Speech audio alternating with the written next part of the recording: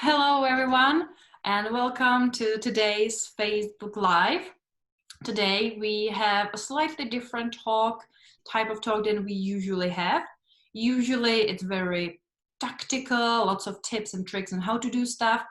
But because social media has been changing so quickly in the past couple of months, it's been changing very fast before, but obviously with the whole coronavirus situation, changes into our lifestyles, into our businesses, there's been a lot more changes, and the usage of social media went up kind of ridiculously from the time spent on platforms to engagement, and obviously platforms started reacting to these changes in society with new functions and features and algorithms and everything. And it's a lot, and it's a lot to handle, and that's why I'm super excited to have the amazing Andy Lambert from Content Cal to kind of walk us through the main changes and what they mean to. So the online stage is your Andy. Welcome, and thank you so much for being here.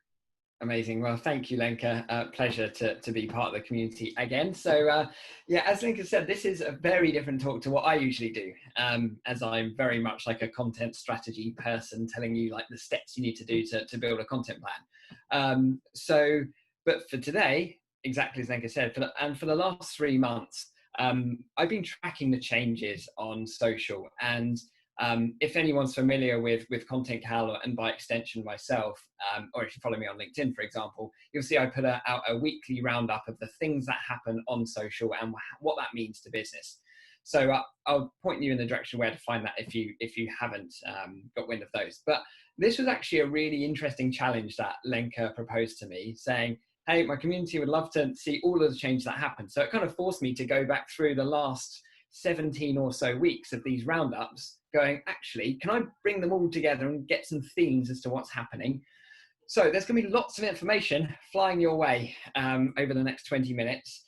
And for each of these updates on each of these platforms, I'm going to try and give you kind of a bit of context by it, not just by saying, this launched, trying to help you understand what that potentially means for your business. But because of the amount of changes, I'm going to have to keep that high level. So I'll share my contact details with you after this, and you can go ahead and ask me, and plus Lenka knows as much, probably more than I do as well. So feel free to ask Lenka. So let's dive in. Let me share my screen, and just to check with you, Lenka, first, can you see my screen? Okay, so I know that's perfect. All right, so let's dive in. So I'm going to start a little bit with a bit of context around this. Before we go into the platform changes, I want to speak about how social media networks, the platforms themselves, have evolved. And when I say evolved, they're basically just doing more, right? So, and this is a year-on-year growth. So Twitter up 23% in terms of number of users. LinkedIn engagement, so the amounts of likes, shares, and comments happening, up 24%. Pinterest engagement is massive, actually. So that's fascinating. And there's been some significant reasons for that when we go into the Pinterest updates. WhatsApp usage, huge, particularly high in COVID hit countries. It's some interesting moves happening on WhatsApp too. So that's particularly interesting. Facebook, another big winner of this, not actually as big as Pinterest, but Facebook has been huge, and Facebook have been the fastest mover in this space. Unsure whether, because this is a Facebook stat, unsure whether this Facebook and Instagram combined, but we shall see. Instagram usage, however, is between that particular age demographic up 40%. So we're seeing actually a bit of a shift in that age demographic, because Twitter has always been the place for people to consume their news. That's starting to shift in that age demographic, more to Instagram. So I think that's a fascinating thing, because if news consumption is shifting more to Instagram for that demographic, that needs to play into our social media strategy and how we potentially put our narratives out around those current events. So interesting stories to tell across all of these platforms. You'll notice conspicuous by its absence is Snapchat and TikTok, both of which have seen substantial growth. TikTok's a bit of an anomaly because TikTok's going to continue growing because it's so early on and there's so much headroom for it to grow in. And because I don't use Snapchat or TikTok personally for my business, for my personal social or for our business, I'm not the best person to talk about it. So I'm just going to focus on these platforms. So great growth for the platforms. I think that is expected. Interested to see what's going to happen as that moves forward. But what I think is even more interesting is the evolving usage of social media. Now, this is where we're starting to track potential consumption shifts. Are people behaving slightly different on social ultimately? So social media engagement rates up across the board. We already said like LinkedIn's up 24%, but across the board engagement is up. And that is a critical thing because social media usage and people going on to check stuff is all well and good, but not as important as the statistic of people wanting to like, share, and engage with stuff, because that's the thing that really drives growth of our own content as a business. It's all about engagement. Social media live stream up 66%. That's absolutely massive. And as you will see when we go into the social media networks in particularly Facebook, actually, they've been tilting themselves much towards live stream. And you'll see with things like PE with Joe, also the millions of viewers, that started to tail off now, for example, that channel. But interestingly, live stream consumption seems to be something that's on a consistent growth trajectory. So understanding how your business potentially, harnesses live stream as we're doing now. So Lenka is at the forward thinking edge of the curve. A fantastic area for businesses to jump on. A statistic that came out from Sprout Social, I think it was, where 90% of people buy from brands they follow. So it just goes to show it's in this era of dramatic increase of social media engagement. It just goes to show this is where your influencing power exists. And I think this is one thing that's going to continue post-COVID, is that the importance of social media, which everyone knew that before, but social media has really grown up very quickly over the last 3 months. And as our working cultures have shifted hugely, and someone said this to me the other day, and I love this statement, is that we've moved forward 2 to 3 years as an economy and the way that we work in the last 2 to 3 months. So the way that social media is going to play a part in business has jumped up significantly, where it's no longer something that's nice to have, it's a critical to have. So 60% of consumers want engagement. This was another thing, result of Sprout Social's report. So people wanting to get engagement from brands on social, and that influencing their buying decisions as a result of social, brands that interact with them. It's fairly self-explanatory, really. But the bit that I think is particularly interesting is this bit underneath, which is this year on average, CEOs' post-engagement rates are up 90% on LinkedIn. This has been a huge missed opportunity in social for a long time, where leaders of businesses, I'm not talking about owner-managed businesses, because that still actually applies, but leaders within businesses need to be engaging in giving their own narrative, and not just talking on the company branded channels, giving their own perspective on the matter. And there's no limitation on that. So for example, in Content Cal, we obviously have our main Content Cal channels, but also the original founder, Alex, who's the CEO, and then myself, who's one of the founding team of Content Cal. We both have our own perspectives and narratives that we talk about on our own personal channels. And it's those that actually drive better engagement than what we post on our company channels. The thing that stops businesses doing that is fear of what they're going to say, fear of saying the wrong thing, fear of not knowing what to say. So that is a huge opportunity, and it just goes to show the engagement wins are there waiting for those that want to be more active in creating a personal brand. 3.8 billion people now use social media, 49% of the world's population, and that has grown in 9.2% in the last year. So it just goes to show that as the population grows, so does social media usage. There's just nothing that touches that amount of penetration across the world in terms of a consistent platform to connect people. So the way that's growing is growing and increasing at an exponential rate year on year. So some fantastic stats here which show how consumption is shifting. So let's go into the social media platform. So we now understand how the platforms themselves have had a fantastic time experiencing tremendous growth over the last 3 months, but also the consumption, how we use social has changed. So social media networks have absolutely ramped up their development to try and make sure they're keeping up with this shift in consumption and change in demand. So let's start with LinkedIn, which is my personal fave. All right. So I'm going to keep this really high level, but I'm going to give a bit of description. So retargeted added to lead gen forms. So this is an advertising product. LinkedIn's always been behind the curve in terms of the type of functionality that exists with its advertising product. Retargeting allows you to create a bit of a funnel. So where, let's say you ran an ad on LinkedIn, which allowed people to complete a form. So maybe download a white paper or something.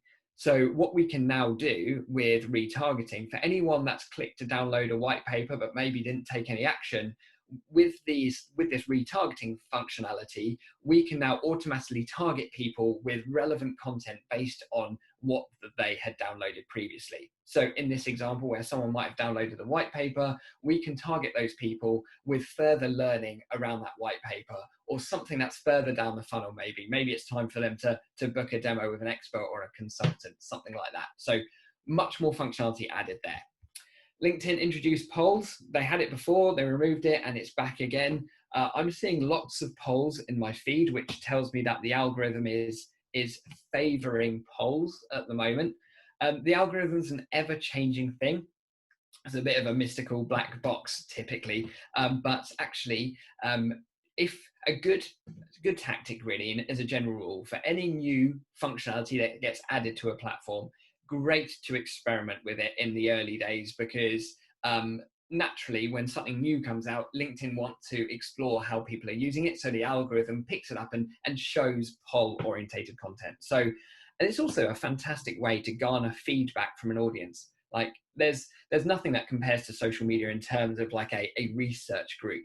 So great applications I've seen of this are kind of smaller businesses wanting to get feedback on a certain product launch, like what color should I put the cover of my book, or what title should I use? Here's 4 potential titles. People love contributing to that, and it's just about a sensible way that you can introduce their polls. So getting market feedback is a good example of that.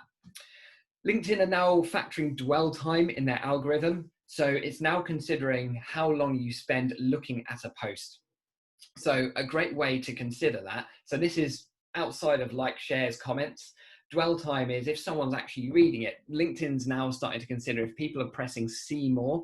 But on LinkedIn, you might see, it only displays the first 2 lines of text if it's like an image post, and you've got a little see more button.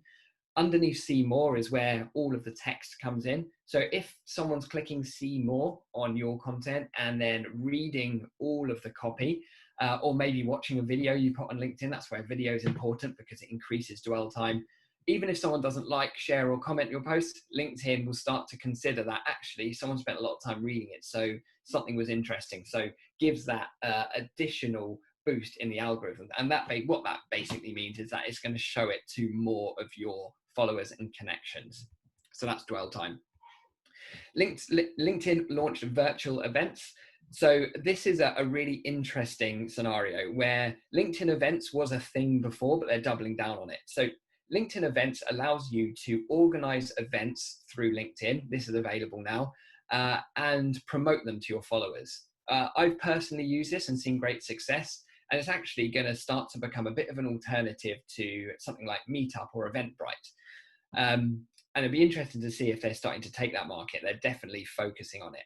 Now, LinkedIn Live has been a really slow thing to get off the ground, and very few people have LinkedIn Live, but it is getting rolled out. LinkedIn Live is now going to be comprised with these virtual events, which is then going to start allowing businesses to conduct live webinars to their LinkedIn audience. So both, essentially it kind of removes the need to have a booking system like Eventbrite and LinkedIn, Eventbrite and Meetup, for example, putting it all through LinkedIn and actually using LinkedIn as a platform to deliver that event as well. So it keeps everything on platform.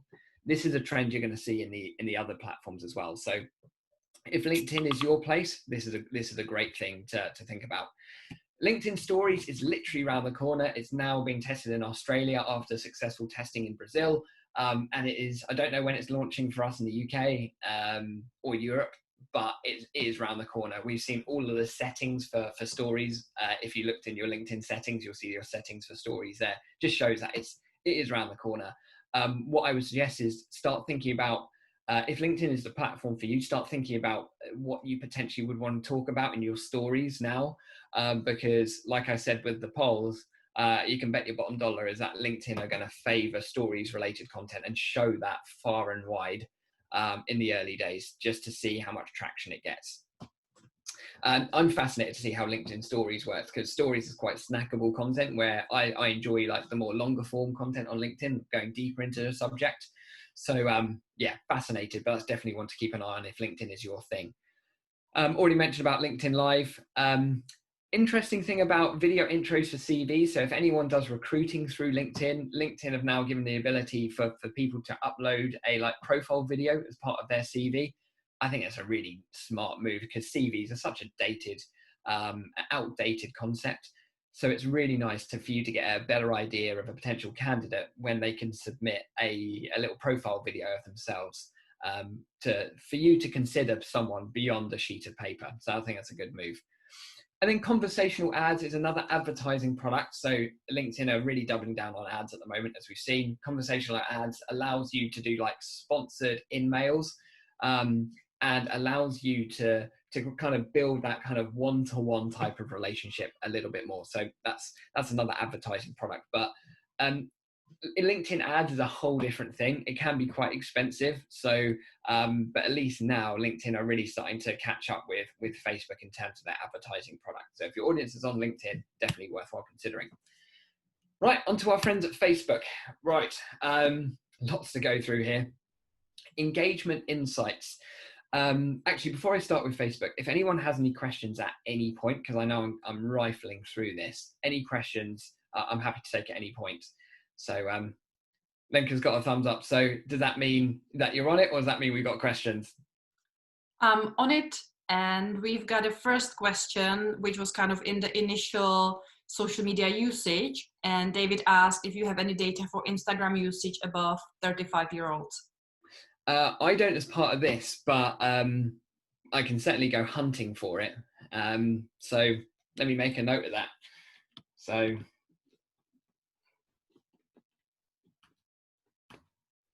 if that's in the Facebook group, I will come back to you on that one, David. So leave that one with me. Cool. So yeah, just stop me at any point, Lenka, if a question comes up that is relevant. So right, engagement insights. This is great for page managers, Facebook page managers. So if you run a Facebook page today for your business, engagement insights is going to tell you how engagement on your content, so comments specifically, but like shares and comments, but mostly comments, how those comments are impacting your reach.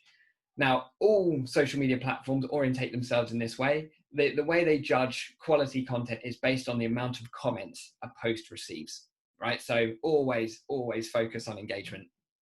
Lenka will have been saying this message for a long time. So engagement insights is a way to, it's basically, it's like a peek inside the black box of the algorithm, and it tells you precisely what percentage terms your reach has increased by the amount of comments that you've received on the post. Really interesting. So an example might be a little notification is going to come up on Facebook, which will say your post is outperforming your others by 5% based on the comments you've received. So nothing major there, but it just kind of reinforces us to think, actually, we need to drive engagement. Facebook are really keen on driving that for the platform, not just usage. They want to drive engagement. So they want to encourage pages to do that too. So this Facebook email marketing, my good Lord, I'm excited about this. This is only being tested and experimented with at the moment. But the thing about social, right? Because we typically promote our businesses on social, but what we really want to do is capture people's email addresses and get them over to our site, because otherwise Facebook controls our audience, which is bad. What we want is to have this audience for ourselves. We want to have these email addresses so we can control how we communicate with people, not Facebook's algorithm. But what we also know is that not everyone that likes, shares, and follows you subscribes to your email newsletter. So email marketing, Facebook email marketing, will allow you to cut through that noise and allow you to email all of your followers. Now, there is huge implications that Facebook need to consider as part of this, is that, you know, there's huge opportunity for spam and misuse of this. But Facebook have, in their wisdom, noticed that there is a gap where people are pushing people, using Facebook to get people on their site, to capture email addresses. And ultimately, what we're starting to see is a recognition that social media is important, but you know, it's as important to try and bring those people into your own ecosystem. So Facebook are getting wise to that. So that's why they're considering email marketing, but I'm excited about that. Facebook are testing a new app called Catch Up, which is basically like House Party, but audio only. And there's not much more to say about this other than the fact I'm seeing a trend of audio first platforms and content. So interesting to see if that becomes more of a trend where content, where typically we think about it in the written form or the visual form. Outside of podcasts, audio first related content doesn't really have a place, but maybe we're going to start to see more of a trend. Facebook Shop is possibly one of the most significant things that's happened over the course of this lockdown, and it's going to transform e-commerce for businesses. And considering the crisis that's going to continue to happen on the high street, and it's horrendous to see, but you know, it's not going to get better anytime soon. There'll be more administrations of like department stores and well-known retailers, which is a horrible place to be. But the exciting part about our economy is the fact that we've seen an absolute proliferation of small businesses. In the last year alone, there's been something over 250,000 new businesses created. And what we're starting to see is a fragmentation of industry and certainly commerce, where it's no longer about like big department stores, it's actually small bespoke retailers. And I think that's really exciting. And Facebook Shop really plays into that, allowing you to essentially build your business and e-commerce system straight off Facebook. Loads more on Shop. So if that looks like something relevant to you, yeah, there is already a huge amount of content both on Facebook and also written about that. Facebook Messenger rooms.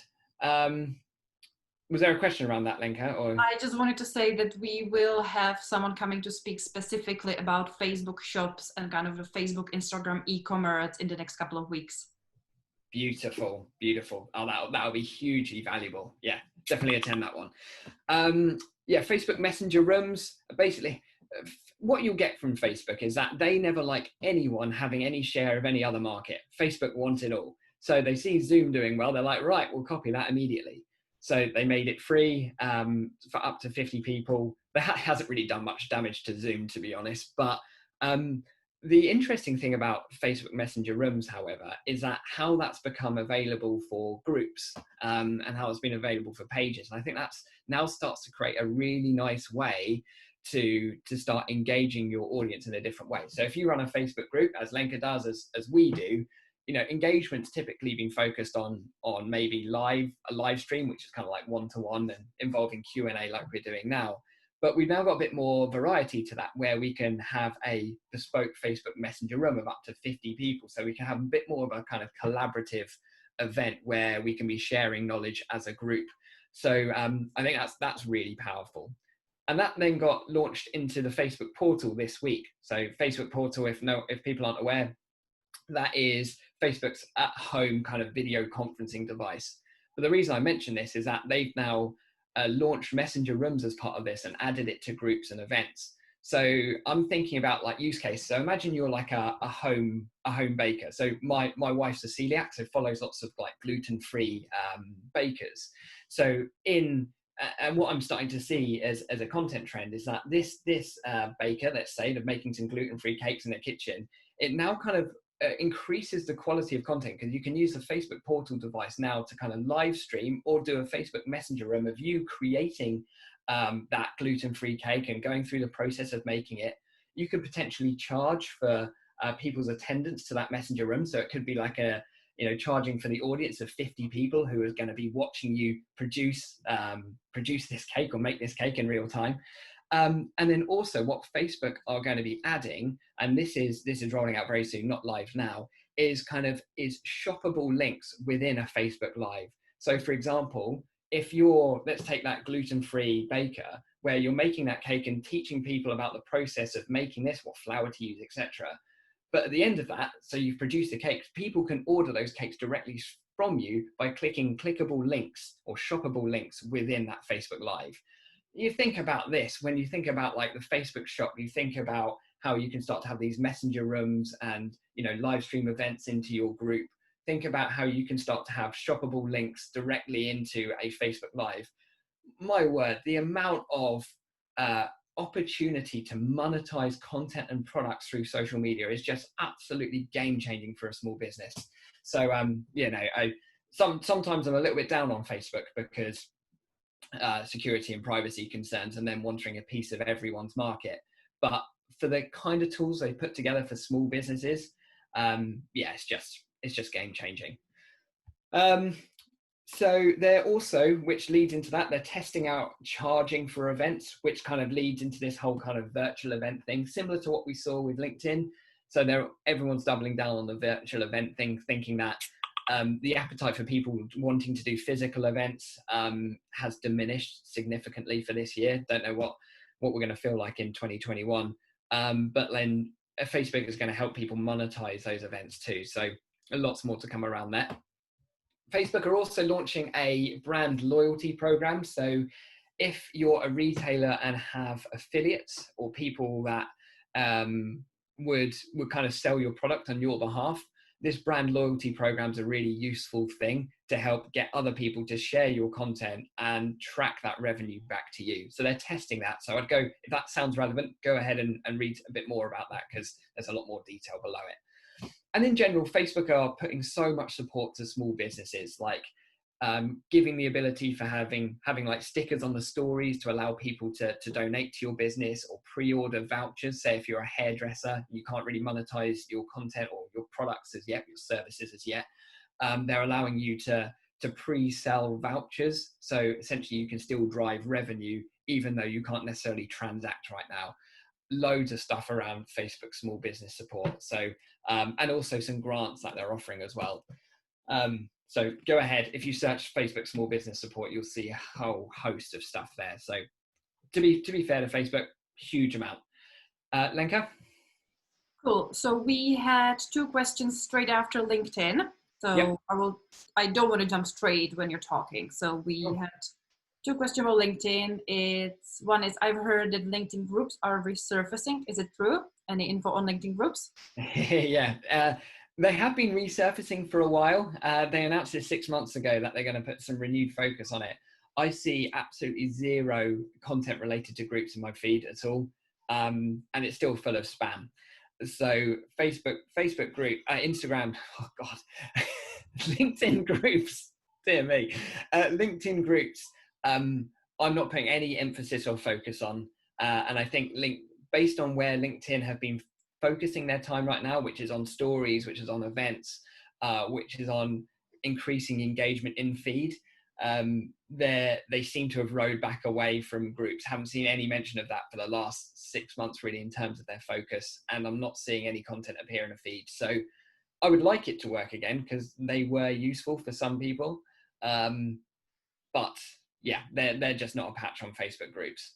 So that I wouldn't put any focus on them right now, personally. Yeah, I've seen that they've made a big deal out of them coming back about a year ago and nothing happened. So I wouldn't worry about Facebook groups. LinkedIn groups, same. Doing the same thing. Like, I do mix them up all the time. Another question about LinkedIn is regarding LinkedIn ads from a personal profile. Is there any chance, aside from having advertising from pages, to be able to have advertising as a personal profile? No, it's really brand only right now. So I haven't really seen any good success stories of personal branding on LinkedIn in advertising that. I would say like your personal brand type of advertising works best on YouTube and Instagram, I would say. So yeah, LinkedIn probably not the place for that, I would say. And one last thing, there has been a huge uplift in invitations to like LinkedIn pages and rolling out more of the employee kind of advocacy. Have you seen any news in this area? Great point. Yeah, so we saw before, and I didn't mention this because this is kind of prior to lockdown, but yeah, we saw the ability to notify your employees that there's a new post, allowing them to share that, and excuse me, and allowing to have you to have posts within your LinkedIn page that allows your employees to easily share that. So we definitely saw that, and of course, like you said, definitely seeing lots of invitations to like pages. And it is actually quite effective because it appears in your main notifications tab. I'm seeing a lot of them, and I end up getting involved with more groups or liking pages or attending more events because it appears in that same notification setting or section whereby where your connection requests come into. So maybe it's being overused, and I think possibly be mindful of it. I use it mostly for inviting people to events. Liking pages and such is reasonably effective. For me personally, I prefer to mention people in the content to kind of strike up conversations with people, and they'll follow you as a result. Where sometimes I feel like LinkedIn has tended to go a little bit kind of, and this is where groups have failed. They tended to make stuff seem a bit too easy, where you can just kind of send out a mass invite or put a post into a group and it will suddenly go to everyone, where marketers and business owners go to the lowest common denominator and it gets a bit spammy. So that was a really long-winded answer to the question, where no new features around employee advocacy like I had prior to lockdown, but like I said, in the shifting consumption habits of LinkedIn, getting as many people within your business to get active on LinkedIn from a personal profile perspective, and sharing content is all well and good, but it's much better if that's original content from each of those profiles that strikes up a conversation individually. So that would be my recommendation generally. We had one more question, a little bit more general. Niraj is asking, which is a better platform to advertise for a small technology company in intelligent automation space? All right. So definitely would want to unpack that a little bit more. Naturally, I would, depending on budget, right?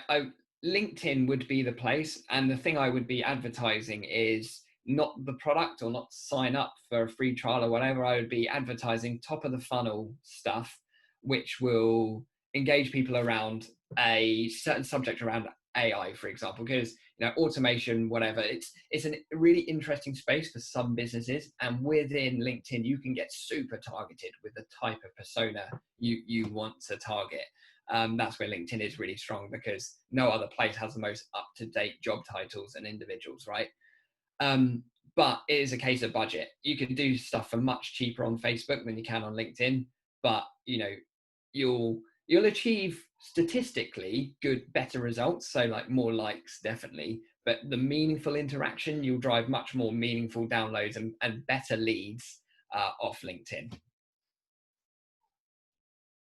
Cool. Instagram. Right, loads of stuff on Instagram, but I'm going to keep it a bit shorter. I think Instagram are constantly tweaking and changing all the time, so I'm just going to focus on some more significant and different stuff. New plans stickers. So stickers are a bit of a weird one. Anyway, I don't use them massively, but some people use them heavily in stories. But this plan sticker is a really interesting one that they're testing, and it allows you to in your Instagram stories, say for example you're organizing the Cambridge social media meetup, and you can put out the date that meetup is happening. So like, we got this meetup next Tuesday, and now in this sticker it allows people to register for that event directly from a sticker. That's a fantastic experience of people registering for an event. And I'm picking on you, Lenka. Your process is great, but it's a nice thing. Rather than saying go to my meetup page, register, and then we'll be going live in the group. It's like, here we are on Instagram, just select you go in, and then you'll be reminded. Amazing. It's seamless. And as you can see, all of these networks are tilting towards how do you engage communities and organize events and get time with people in the simplest way possible. So that is the constant thread that's happening, knowing that events community is it was already online before, but now it's like it's properly online. This is where it's happening. Instagram TV, they are going after YouTube big time. Instagram TV has kind of lived in the background a little bit, yada yada. But now Instagram are paying creators significantly. So what that basically means is that YouTubers earn big bucks from having a great following and then selling advertising on their content, as I'm sure everyone knows. Instagram TV, I've only just started rolling this out, and this is a way to attract some of the big creators with their big audiences onto Instagram TV. Then a further thing around Instagram TV is that if you're doing an Instagram live, that just used to live as a live, was a one-off thing, and if people watched it, great. But now you can start to put your lives into your Instagram TV account. So your lives will automatically appear as like your historic archives in Instagram TV. And that's where IGTV has been much worse than YouTube, because YouTube's great for organization, for categorization. We can have like playlists. All of that stuff is coming to Instagram TV. So what they're wanting to do is like help people like consume a series of content. And Facebook are doing the same as well, you know, with Facebook video, allowing people to have like a series of videos rather than someone watch, you know, one video related to your business, have a series. Same the way that you'd have on YouTube today. Like we as a business have loads of playlists, because what we want is when someone's watched something, we want them to take them on to the next thing to expand on more detail. That's all coming to Instagram TV as they go deeper into that. So I think it's good, but I also think that the biggest thing that you need to think about when you're considering Instagram TV versus YouTube is that YouTube is owned by Google. Everyone knows that, but the most important thing is that YouTube is the second biggest search engine. Instagram is not.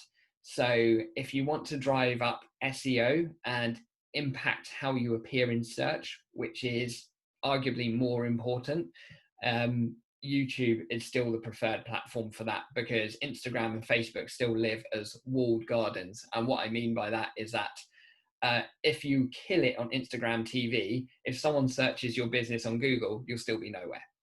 So that's definitely something to consider. Instagram are testing something called guides. This is a whole new content format, and they're testing it with some really interesting businesses like Headspace, the mental wellness app. And Instagram guides is a way to go deep into a certain subject matter. So the thing that I've always had a challenge around Instagram is that you have an Instagram post and you flick to the next one, it's mindless scrolling. What guides allows you to do is go deep into a subject, where a guide allows you to scroll down, and it feels like reading a deep blog post on Instagram.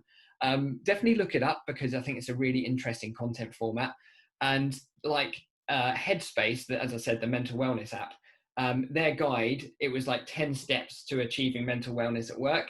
So rather than putting it in 10 different posts, which you get lost in a feed somewhere, the guide then allows you to kind of scroll through and like step 1, practice deep breathing, step 2, clear your head of like clutter, that kind of thing, where I'm like, that's actually a really nice flow, where you know, my issue with Instagram has always been like the fact it's really surface level content, just beautiful images, and you waste a lot of time. Whereas, you know, that's kind of meaningful. So if you deliver more meaningful content that you want to drive better understanding of, it's not available to everyone right now, but it will be soon. So definitely have a look at that. And then donation stickers, which is similar to what I said about Facebook, is that allowing people straight from a Facebook or Instagram story to donate, to buy vouchers from you, that kind of thing, allowing you to monetize your content much further. And also what Instagram are doing, and this will come up in the Facebook Instagram shop talk that Lenka was talking about, is that Instagram are really doubling down on like shoppable links in posts. So if someone's talking about a certain product they offer, having links in the post which takes you directly to your Facebook or Instagram shop, allowing people to purchase that. So the shift of commerce to social is real and moving at a significant pace. Cool. Questions? Wow, lots and lots of questions. Instagram seems to be the one that people really are into and have lots of questions. Kelly is asking, would you recommend add hashtags to the caption of the IG post or in the comment section? Zero difference between them both. Has no bearing, just depends on aesthetic preferences. Algorithm is derived by engagement, nothing else. So yeah, there's lots of backwards and forwards around that, but I'll be clear, engagement is the only thing that matters.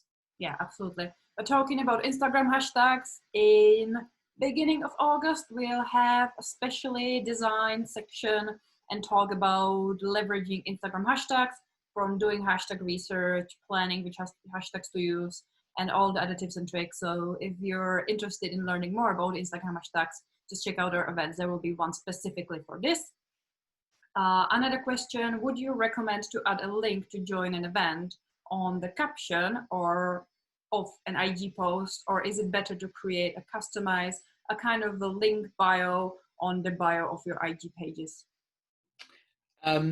Yeah, link in bio, yeah, would be my preference. And then using the plan sticker in a story as well. Yeah, allowing people to swipe up, view link in bio, that kind of stuff. Yeah, as a long-winded link like a meetup link just looks so messy in the feed, and it's for someone wanting to copy and paste that and someone's viewing it typically on a mobile, it's just a poor experience. So link in bio. Yeah, a lot of questions about the plan sticker, seems not to be fully rolled out everywhere. But one question is, will the plan sticker on IG be available to everyone, or does it depend on the number of followers, or will it be for personal or business accounts only? A lot of this I can't answer because it's brand new. I would suggest, yeah, I was just following this basically. Try and subscribe to Instagram's updates around this particular piece, because it is new. It isn't to everyone. It typically goes to the US first, then into Brazil, because of South America you'll see being large adopters of social media, and then typically UK and Europe are last. So which is great for us to kind of plan, but it's also very frustrating because we're actually last to get most of this stuff. Last questions about hashtags. How many? How long's a piece of string? It's hashtag research is your friend.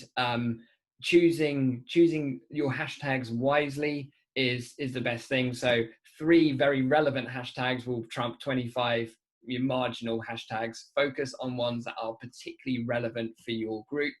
The tool I use for research, I'm sure a talk on hashtags will be much better than what I'll say, but if you do want to take a look at a free hashtag research tool, the one I recommend is called displaypurposes.com. That's displaypurposes.com, free Instagram hashtag research, which lets you check the relevancy and popularity. But there's lots of conversation around, should I use 22, 25, 30 hashtags, or should I go, comments, or put it in the, or elsewhere, comments, or should I put it in the text? None of that really matters. You could read all of the articles in the world, but your content still not be engaging, and none of it matters. So focus on the quality of your content, because there's a huge amount of misinformation on social. The only thing we can hang our hat on is that if people are commenting on your posts, then they will be seen by more people. Cool. Right. So Twitter. Cool. Nice updates to Twitter. Twitter isn't a very popular thing, but they're trying to make it really popular. So even though it's grown massively, but it's grown massively as a result of being a news source. So Twitter checks that you've read an article for posting. They should have always done this. There's so much misinformation on Twitter. So now if you're sharing an article on Twitter and you're copying and pasting the link, very clever move. Twitter now says, have you read this before you're posting it? And then click to read it. So it just kind of triggers that realization that quite often some people are sharing stuff they haven't read. So it's a bit mad if that was a thing that was being done. But anyway, Twitter's trying to make that not a thing now. Twitter's launching stories. They're calling it Fleets, which is a bit of a rubbish name, to be honest. But anyway, Twitter stories, they're trying to drive up engagement of the platform. So usage is growing, but engagement has been struggling. Yeah, keep an eye on that, because like I said, with any new feature, if you do have a bit of an audience on Twitter, then testing out stories might be a good thing. So because that's going to be prioritized in the algorithm. So Twitter are also putting into new tools to react to tweets. So being able to respond with a heart, with emoji, like we can on Facebook. Also being able to respond with a story. So this is all about trying to drum up engagement rather than just having like a retweet, a like, or a comment. So yeah, I think it's going to be interesting to see what happens with the engagement rate on Twitter, but they're really doubling down on that. Twitter also giving you tools which allows you to restrict who can reply to your tweets. So that's a really good thing, because kind of the trolling thing is a real big issue on Twitter, and people not feeling like they're able to express their opinion for fear of how they may be reprimanded for it. So you can now manage who can reply to it, maybe just your followers, or your followers and others, or etc., that kind of thing. So you can start defining that in your settings. And Twitter finally are encouraging you to revise your replies. So when you're replying to something, Twitter's going to send you a notification to say, are you sure you wanted to say that? So another way in that they're kind of just double checking with people to make sure that they're not just responding with something that potentially is hateful or hurtful as a result of reacting to something. So they're really trying to clean up their act as a platform to drive engagement and make it a nicer place to spend time. So I love that. There's one I missed out on here that I didn't put as a bullet point, is that Twitter have launched audio only tweets.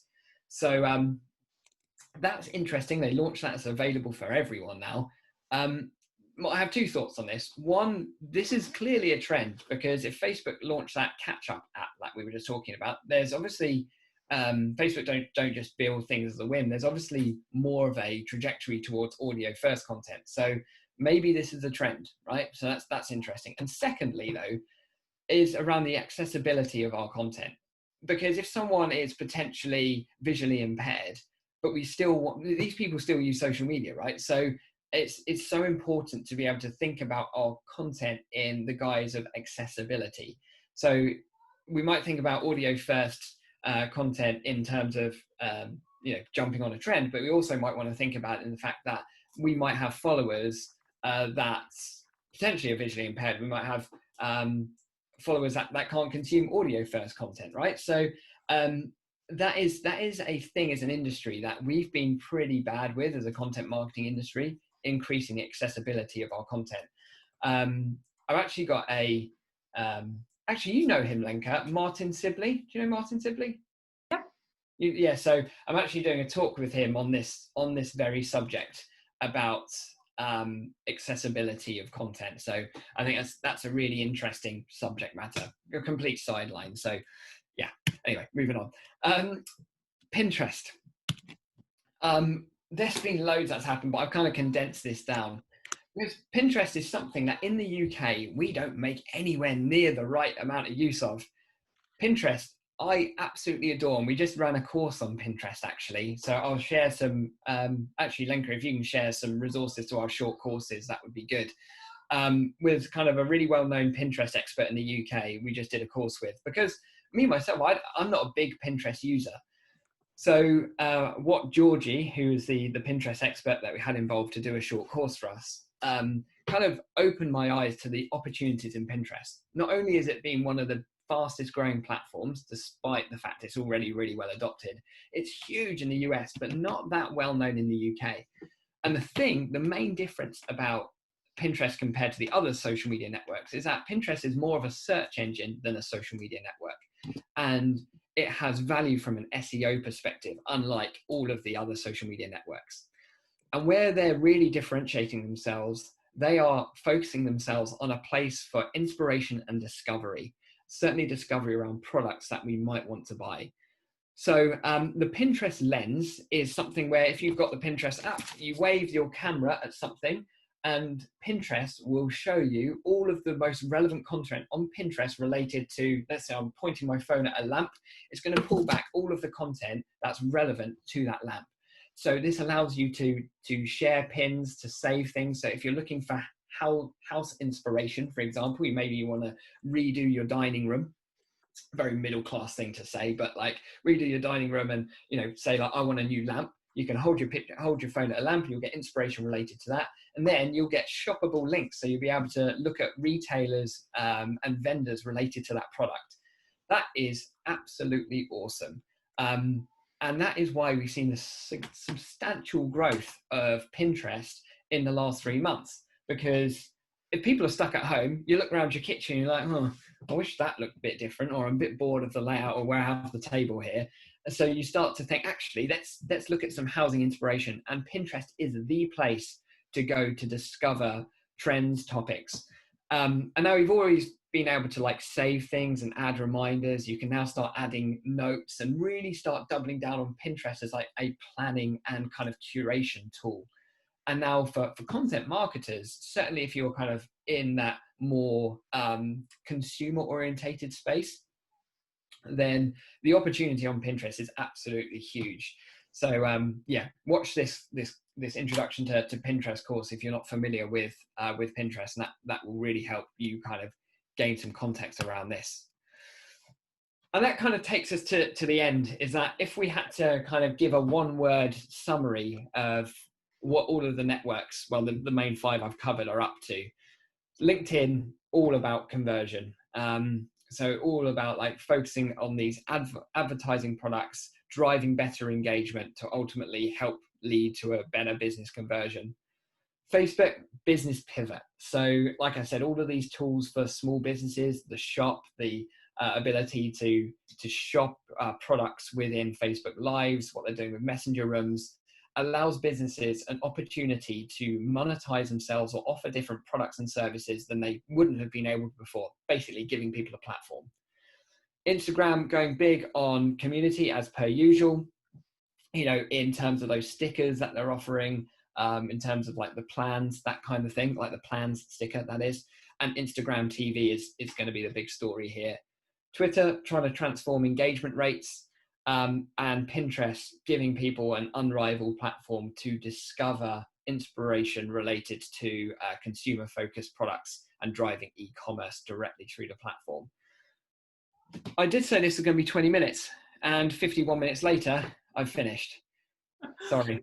Awesome. Well, there's the questions. You know, if you take questions as you go and people are asking, then obviously it adds up. If you would be just talking for 20 minutes, I'm sure we would manage to fit in. But this was so valuable. This was amazing. We got some brilliant comments. We have one question that I can see now, which is interesting one. Claire is asking, I'm panicking now that I should be covering all platforms, and I'm aware that all need an individual voice. This would mean for her needing someone to work on her social media, but how does she know that this is a good investment? Or should she be focusing on where she knows her clients are?